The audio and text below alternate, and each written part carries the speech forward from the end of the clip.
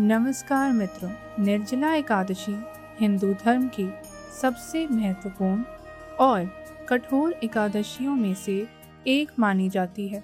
वर्ष 2026 में यह व्रत जून माह में आएगा और इसे विशेष रूप से भीम एकादशी या पांडव एकादशी भी कहा जाता है। सामान्यतः वर्ष में 24 एकादशियां होती हैं, किंतु शास्त्रों के अनुसार निर्जला एकादशी का व्रत करने से सभी एकादशियों के व्रत के समान पुण्य प्राप्त होता है। इस कारण इसे अत्यंत प्रभावशाली और फलदायी माना जाता है। निर्जला शब्द का अर्थ है बिना जल के, अर्थात इस व्रत में जल तक का त्याग किया जाता है। यही कारण है कि यह व्रत केवल धार्मिक आस्था ही नहीं बल्कि आत्म संयम, तप और मानसिक शक्ति की भी परीक्षा है। यह व्रत ज्येष्ठ मास के शुक्ल पक्ष की एकादशी तिथि को रखा जाता है, जो प्राय भीषण गर्मी के समय आती है। ऐसे समय में जल का त्याग करना अत्यंत कठिन होता है और इसी कठिनता के कारण इसका आध्यात्मिक महत्व और भी बढ़ जाता है। इस दिन भगवान विष्णु की विशेष पूजा की जाती है और प्रति व्यक्ति दिन भर उपवास रखकर अगले दिन द्वादशी पर व्रत का पारण करता है। निर्जला एकादशी की सबसे प्रसिद्ध कथा महाभारत काल से जुड़ी हुई है, जिसमें भीमसेन का उल्लेख मिलता है। पांडवों में भीमसेन अपनी असाधारण शक्ति और भोजन प्रियता के लिए प्रसिद्ध थे। वे अन्य भाइयों की तरह प्रत्येक एकादशी का व्रत नहीं कर पाते थे, क्योंकि उन्हें अत्यधिक भूख लगती थी। तब उन्होंने महर्षि व्यास से इसका समाधान पूछा।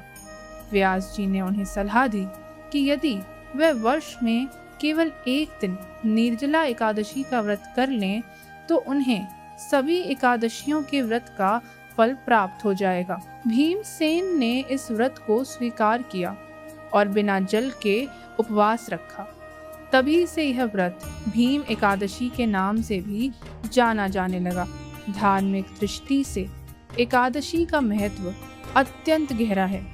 यह केवल एक व्रत नहीं बल्कि मन और इंद्रियों को संयमित करने का एक माध्यम है। शास्त्रों में कहा गया है कि एकादशी के दिन चंद्रमा का प्रभाव मन पर अधिक होता है और इस दिन उपवास रखने से मानसिक स्थिरता और आत्मिक शुद्धि प्राप्त होती है। निर्जला एकादशी इस सिद्धांत को चरम पर ले जाती है, जहां व्यक्ति न केवल अन्न बल्कि जल तक का त्याग करता है। यह त्याग व्यक्ति को अपने शरीर और मन पर नियंत्रण सिखाता है। आध्यात्मिक रूप से निर्जला एकादशी आत्मशुद्धि का एक गहन साधन है।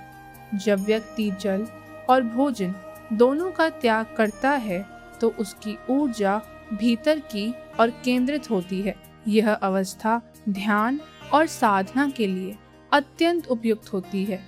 इस दिन जप, ध्यान, भजन और विष्णु सहस्त्रनाम का पाठ विशेष फलदायी माना जाता है। यह व्रत व्यक्ति को बाहरी भौतिक सुखों से दूर कर आंतरिक चेतना की ओर ले जाता है। व्रत की विधि भी अत्यंत महत्वपूर्ण है। निर्जला एकादशी का व्रत दशमी तिथि से ही आरंभ माना जाता है। दशमी के दिन सायंकाल के बाद सात्विक भोजन ग्रहण किया जाता है और इसके बाद अगले दिन एकादशी पर पूर्ण उपवास रखा जाता है। व्रती व्यक्ति सूर्योदय से लेकर अगले दिन सूर्योदय तक जल तक ग्रहण नहीं करता। इस दौरान भगवान विष्णु की पूजा, तुलसी की सेवा और धार्मिक ग्रंथों का अध्ययन किया जाता है।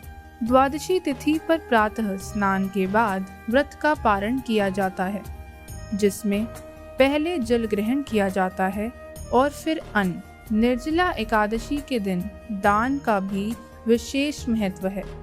इस दिन जलदान, अन्नदान, वस्त्रदान और छत्रदान को अत्यंत पुण्यकारी माना जाता है। विशेष रूप से गर्मी के मौसम में जलदान का महत्व और भी बढ़ जाता है।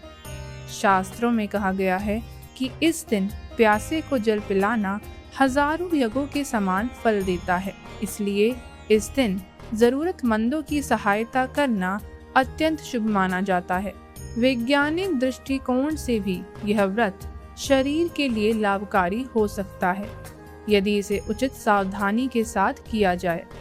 उपवास शरीर को डिटॉक्स करने में सहायता करता है और पाचन तंत्र को विश्राम देता है। हालांकि निर्जला व्रत अत्यंत कठोर होता है, इसलिए इन्हें सभी के लिए उपयुक्त नहीं माना जाता। विशेष रूप से बुजुर्ग, गर्भवती महिलाएं और बीमार व्यक्तियों को यह व्रत करने से पहले चिकित्सक की सलाह लेनी चाहिए। निर्जला एकादशी का एक महत्वपूर्ण पहलू इसका मानसिक और भावनात्मक प्रभाव भी है। जब व्यक्ति स्वयं को कठिन तपस्या में डालता है तो उसमें आत्मविश्वास और धैर्य का विकास होता है। यह व्रत व्यक्ति को सिखाता है कि वह अपनी इच्छाओं और आवश्यकताओं पर नियंत्रण रख सकता है। यह आत्मनियंत्रण जीवन के अन्य क्षेत्रों में भी उपयोगी होता है। धार्मिक ग्रंथों में निर्जला एकादशी को मोक्ष प्रदान करने वाला व्रत बताया गया है। ऐसा माना जाता है कि इस व्रत के प्रभाव से व्यक्ति के पाप नष्ट हो जाते हैं और उसे विष्णु लोक की प्राप्ति होती है। यह व्रत केवल इस जीवन में ही नहीं बल्कि अगले जन्मों में भी शुभ फल प्रदान करता है। इस प्रकार यह व्रत केवल एक दिन का उपवास नहीं बल्कि जीवन की दिशा को बदलने वाला एक आध्यात्मिक अभ्यास है। समकालीन समय में भी निर्जला एकादशी का महत्व कम नहीं हुआ है। आज की व्यस्त जीवन शैली में जहाँ व्यक्ति भौतिक सुखों में उलझा हुआ है, यह व्रत उसे एक दिन के लिए आत्मनिरीक्षण का अवसर प्रदान करता है। यह व्यक्ति को याद दिलाता है कि जीवन केवल भौतिक उपलब्धियों तक सीमित नहीं है बल्कि आत्मिक उन्नति भी उतनी ही महत्वपूर्ण है। निर्जला एकादशी हमें यह सिखाती है कि सच्चा त्याग केवल बाहरी वस्तुओं का नहीं बल्कि आंतरिक दोषों का भी होना चाहिए। यदि हम केवल अन्न और जल का त्याग करें लेकिन मन में क्रोध, ईर्ष्या और अहंकार को बनाए रखें तो व्रत का वास्तविक उद्देश्य पूरा नहीं होता। इसलिए इस दिन हमें अपने भीतर की नकारात्मकताओं को भी त्यागने का प्रयास करना चाहिए। इस व्रत का एक सामाजिक पहलू भी है। जब लोग एक साथ मिलकर व्रत करते हैं, पूजा करते हैं और दान करते हैं तो समाज में एकता और सहयोग की भावना बढ़ती है। अगर आपको यह वीडियो पसंद आया हो और आप ऐसे और वीडियो देखना चाहते हो तो हमारे चैनल पराविद्या फाउंडेशन को सब्सक्राइब ज़रूर करें। इस वीडियो को लाइक करें, शेयर करें और हमें कमेंट में बताएं कि आप अगली वीडियो किस विषय पर देखना चाहेंगे। धन्यवाद।